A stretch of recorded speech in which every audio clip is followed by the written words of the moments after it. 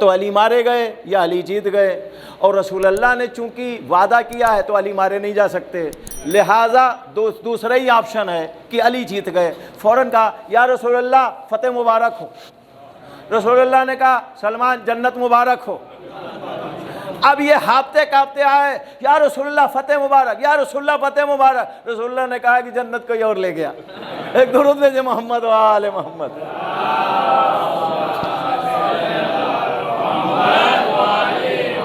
یہ کچھ چیزیں میں ایسے ہی ضمناً بول دیتا ہوں، اصل مقصد یہ جملہ بتانے کا تھا۔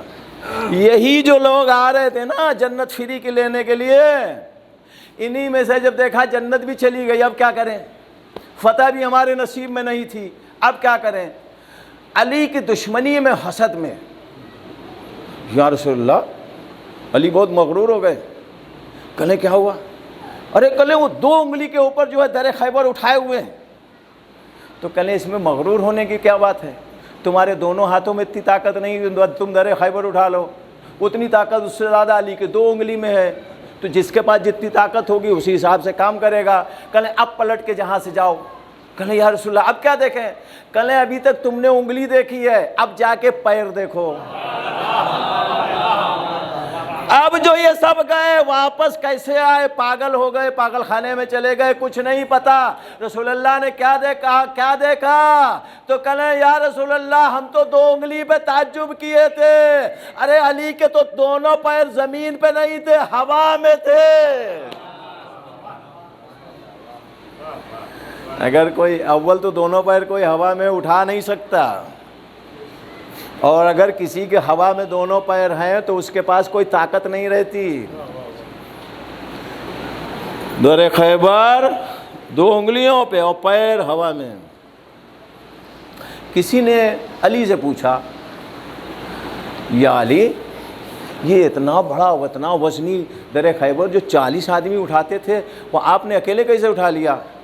تو علی کیا کہتے ہیں؟ ما قلا تو باب خیبرن بقوتی بل قوت ربانیہ، میں نے جو باب خیبر اٹھایا ہے یہ اپنی طاقت سے نہیں اٹھایا ہے، یہ اللہ کی دی ہوئی طاقت سے اٹھایا ہے۔ اب سمجھے علی ولی کیوں ہے؟ خدا کی خدائی ہے، حکومت علی کی ہے۔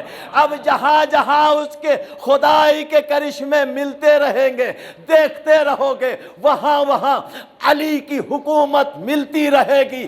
جہاں تک خدا کی خدائی وہاں تک علی کی حکومت، جب تک خدا تب تک علی، جہاں خدا وہاں علی۔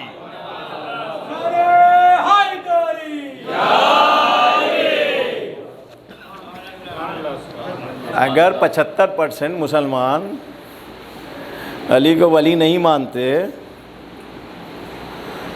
تو کوئی علی کی ولایت پہ کوئی فرق نہیں پڑے گا۔ اتنی بڑی دنیا، کیا سب خدا کو خدا مانتے ہیں؟ خدا کو اگر کوئی خدا نہیں مانتا تو خدا کی خدائی کم نہیں ہوتی۔ اگر کوئی رسول کو رسول نہیں مانتا تو اس کی رسالت کم نہیں ہوتی۔ اگر کوئی علی کو ولی نہیں مانتا تو اس کی ولایت میں کوئی کمی نہیں ہوتی۔ جہاں جہاں خدا رہے گا وہاں وہاں علی رہے گا۔ یہی ہے علی ولی اللہ کا مطلب، اور یہی پاور امام حسین علیہ السلام نے دکھایا، یہی پاور۔ ورنہ یزید کو، ابن زیاد کو یہ 1.25 لاکھ 1.5 لاکھ مجمع فوج جمع کرنے کی ضرورت کیا تھی؟ 72 لوگوں کے لیے 1.5 لاکھ کی فوج کوئی معنی رکھتی؟ سمجھ میں آتی ہے بات؟ ارے سامنے والا کوئی ایک ملک ہوتا، کوئی ایک کنٹری ہوتی، 10-20-50 ہزار لوگ ہوتے، سپاہی ہوتے، تو اس کے ڈبل اس کے بڑا ایک فوج جو ہے سامنے لا کے کھڑی کر دی جاتی تاکہ وہ لوگ ڈر جاتے۔ ٹوٹل 72 لوگ، وہ 72 میں ایک 6 مہینے کا بچہ جس نے جنگ ہی نہیں کی۔ کتنے؟ 71 بچے۔ 71 میں مولا عباس کو جنگ کی اجازت ہی نہیں ملی۔ کتنے بچے؟ 70۔ 70 میں 10، 11 اور 13 سال کے بچے بھی، اور اس 70 میں کچھ لوگ ایسے تھے جو حملے اولا میں حالت نماز میں شہید ہو گئے، وہ میدان تک جا ہی نہیں پائے۔ یہ ٹوٹل اگر مائنس کیا جائے تو یہ 1.5 لاکھ کی جنگ 30-40 لوگوں کے ساتھ ہوئی، بس 30-40 لوگوں کے ساتھ، اور وہ بھی 3 شب و روز کے بھوکے اور پیاسے۔ معمولی بات نہیں ہے ان کی بھوک اور پیاس۔ جناب علی اکبر کے جملے سے آپ سمجھ لیجئے، جب امام حسین علیہ السلام نے کہا کہ بیٹا میری زبان میں جو ہے، میرے منہ میں اپنی زبان ڈالو، شاید تمہاری کچھ پیاس کم ہو جائے، تو علی اکبر نے کیا کہا؟ جیسے ہی وہ اپنی زبان امام حسین کے منہ میں ڈالی، فوراً کھینچ لی، کہا بابا آپ کی زبان میں تو مجھ سے زیادہ کانٹے پڑے۔ عزادارو، یہ حسین ہے، کتنی بڑی طاقت حسین کے پاس، اکیلے کہ 1.5 لاکھ کی فوج اس نے جمع کر دی۔ اور حسین کے بارے میں روایتوں کے یہ جملے ہیں کہ جب حسین میدان کارزار سے کسی کا لاشا لے کر آتے تھے تو ہر بار لاشا لانے کے بعد حسین کا صبر بھی بڑھ جاتا تھا اور حسین کے چہرے کا نور زیادہ ہو جاتا تھا، حسین کا اطمینان بڑھ جاتا تھا۔ یعنی جتنے لاشیں اٹھا رہے ہیں اتنا اطمینان بڑھ رہا ہے، اتنا چہرے پہ اطمینان، سکون بڑھ رہا ہے، چہرے پہ نور بڑھ رہا ہے۔ عزادارو، یہ حسین کتنا بہادر ہے کہ اصحاب و انصار کے لاشیں اٹھائے، عزیزوں کے لاشیں اٹھائے، 18 بنی ہاشم کے لاشیں اٹھائے۔ یہ 18 بنی ہاشم کون تھے؟ ایسا نہیں تھا کہ کچھ ایسے رشتہ دار تھے جو ادھر ادھر رہتے تھے اور اس کے بعد کربلا میں جمع ہو گئے۔ پورے 18 بنی ہاشم حسین نے اپنے ہاتھوں پہ کھلایا تھا، حسین نے ان کی پرورش کی تھی، حسین نے اپنی آغوش میں کھلایا تھا۔ یہ پورے 18 بنی ہاشم حسین کے ہاتھوں کی پرورش کیے ہوئے تھے۔ ان کے لاشوں کو لانا حسین کے لیے معمولی بات نہیں تھی۔ عزادارو، اگر کوئی عام انسان ہوتا تو 4-6 لاشوں کے بعد اس کی کمر ٹوٹ جاتی، پیروں میں راشا پیدا ہو جاتا، آنکھوں سے بینائی چلی جاتی، دماغ کی قوت ختم ہو جاتی۔ لیکن یہ حسین ہے جو لاشوں پہ لاشیں اٹھا رہا ہے، لیکن حسین کے قدموں میں لغزش نہیں۔ یزید تو اپنا ظلم دیکھ لے اور حسین کا صبر دیکھ لے، تیرا ظلم ہار رہا ہے، حسین کا صبر جیت رہا ہے۔ ہاں عزادارو، حسین لاشوں پہ لاشیں اٹھاتے رہے لیکن حسین کے قدموں میں لغزش نہیں آئی، حسین کے ارادوں میں کمی نہیں آئی۔ ہاں عزادارو، شاید یہی وجہ ہے کہ شمر ملعون جب امام حسین کے پاس آخر وقت آیا کہ جس وقت حسین گھوڑے سے گر کر زمین کربلا پہ تھے اور تیروں پر معلق تھے، تو جب یہ شمر ملعون خنجر لے کر حسین کے نزدیک آیا تو اس نے کیا سنا کہ حسین کے ہونٹ ہل رہے ہیں اور حسین کچھ کہہ رہے ہیں۔ اس نے یہ سوچا کہ اگر حسین بد دعا کرتے تو ہم کیا، یہ پورا لشکر بھی جو ہے نیست و نابود ہو جائے گا۔ حسین اگر بد دعا کر دیں تو شاید زمین کربلا کیا، پوری زمین جو ہے وہ دھس جائے گی اور کسی انسان کا وجود نہیں رہے گا۔